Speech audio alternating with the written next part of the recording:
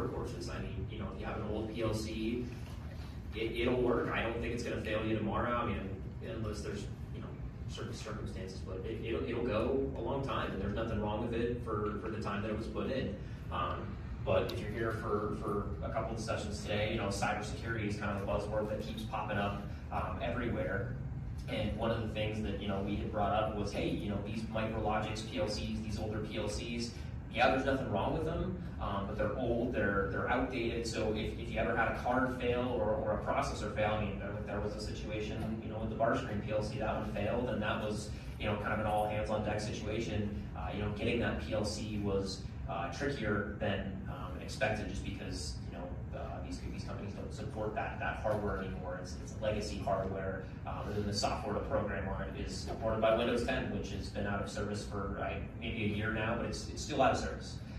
So modernization is just one of those things that nobody wants to talk about, but it's got to happen. If you keep kicking the can down the road, there's got to be a point where you got to pick the can up.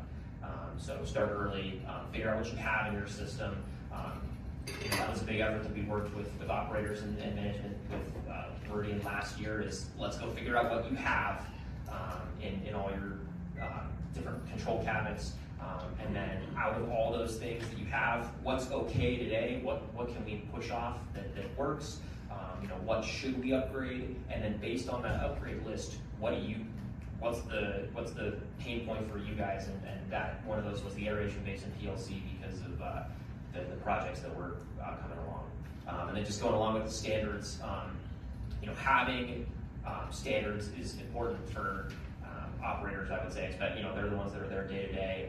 If you have different PLCs that, these guys have several different lift stations. At the end of the day, a lift station is a lift station. It pumps water from A to B. It's the same everywhere, but the program and how it's programmed and how it's put together can be different at every single one, which can cause pain points for if something fails, it might be different at lift station A versus lift station G or whatever it is.